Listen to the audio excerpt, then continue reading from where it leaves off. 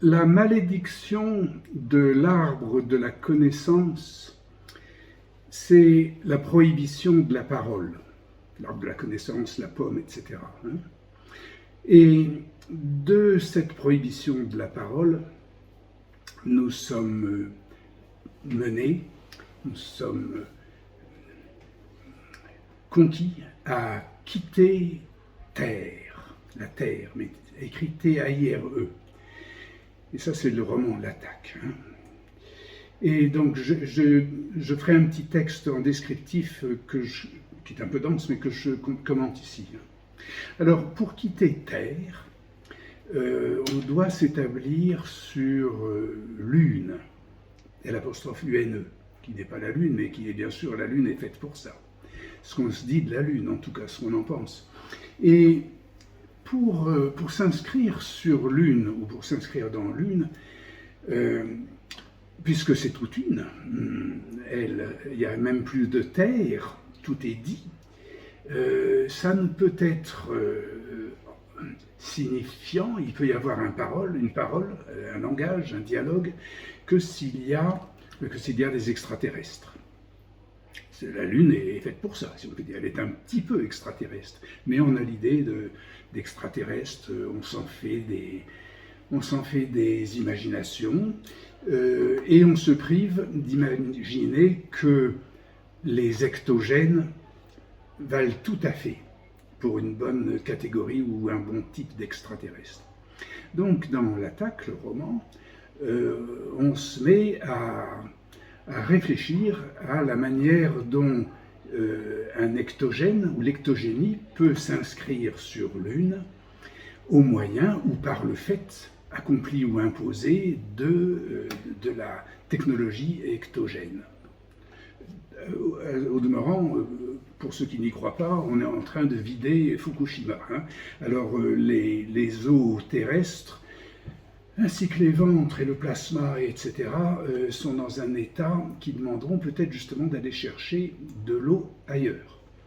Et donc, quelle est la solution dans L'Attaque? C'est que d'abord, cette inscription de la technologie ectogène sur l'une, elle se produit ou elle procède par D'abord, c'est une ectogène, une agente ectogène. Elle est bien là pour représenter justement ce qui de la femme opère sans utérus.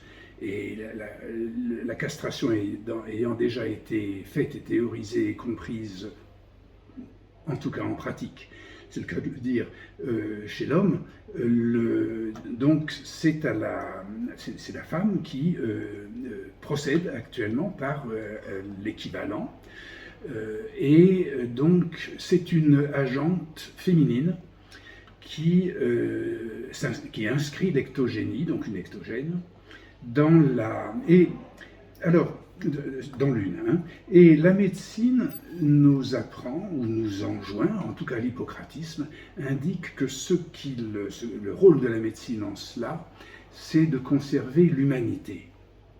Tout le monde est bien au courant que la grande peur de cette technologie ectogène, qui a d'ailleurs lieu depuis très longtemps, à quoi jouaient les Sumériens avec les animaux de toutes sortes et les espèces diverses d'humanoïdes.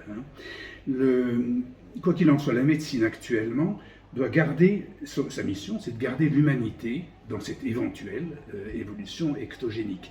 Et cette humanité, elle se préserve, elle se garde dans l'individu ectogène, notamment cette agente dans le roman, et elle se trouve et se garde aussi, elle doit se garder concurremment dans la population des ectogènes, c'est-à-dire dans les pouponnières d'ectogènes. Alors, comment ça se passe, ça? Eh bien, il faut ni plus ni moins, simplement, que d'abord que l'agente se dote d'un signifiant second. Ça, c'est la psychanalyse qui nous a tout préparé à ça depuis longtemps. Et donc ce signifiant second se trouve dans l'art de la mémoire, c'est pour ça que je dis que c'est depuis longtemps. Il est primaire dans Castor et Pollux, hein, mais ce signifiant second se trouve surtout, par exemple, dans le fait que un capitaine a un second. Et les voilà. Donc une femme, une mère qui n'est pas en couple, est comme le capitaine de la petite famille nouvelle mode, sans père, voire qui s'essaie sans complexe d'Oedipe. Et cette capitaine devient effectivement mère lorsqu'elle a un signifiant second. Ça peut être éventuellement un mari, un conjoint, un paxé, quelque amour, et hétérosexuel. Donc, pour faire ce signifiant, alors voilà pour l'ectogène, elle s'humanise comme ça, tandis que la population des ectogènes, c'est-à-dire les usines embryonnaires, hein, s'humanise du fait, et en conséquence de cette attribution d'un signifiant second, de cette acquisition d'un signifiant second à la mère, de ce fait, les réseaux embryonnaires adoptent une sociologie, sont sillonnés, sont structurés en fait par une sociologie. Et ça, c'est ni plus ni moins du fait que les technologies justement ectogènes ne peuvent exister et n'existeront évidemment que par l'apport, l'accessoire de l'intelligence artificielle. Et cette intelligence artificielle, elle est sociologique. Donc les embryons seront inscrits dans une société, dans une sociologie, du fait que leurs bidons, leurs utérus artificiels seront eux-mêmes animés, on peut peut-être employer ce mot, donc en tout cas par une sociologie du fait d'intelligence artificielle. Alors, donc, cette sociologie va procurer, avoir pour conséquence, ou elle a naturellement, on peut s'y attendre, si ce chemin est suivi, cette sociologie ainsi structurera la masse en socios.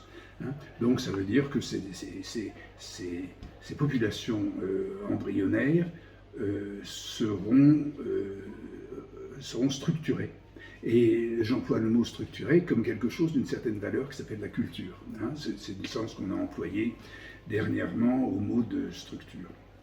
Alors qu'est-ce qu'il nous reste dans cette perspective, nous qui n'y comprenons rien, qui n'en voulons rien savoir, qui trouvons ça complètement... on imagine même pas donc ce que ça peut... en tout cas, on ne veut pas. Hein. Vous êtes bien au courant.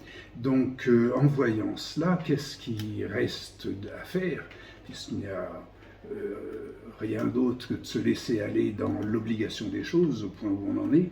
Et il reste néanmoins la possibilité d'agir sur l'ultime bord de cette infâme technologie. Cet ultime bord, c'est ce qui se passe avec le second, le signifiant second, qui est le signifiant du savoir, et qui agence, corrélativement au fait que la capitaine devient mère, qui agence une subjectivité qui est triplexe, qui est celle qui est bien connue, hein, d'un hermétisme triplexe, et qui est celle de l'homme au pouvoir.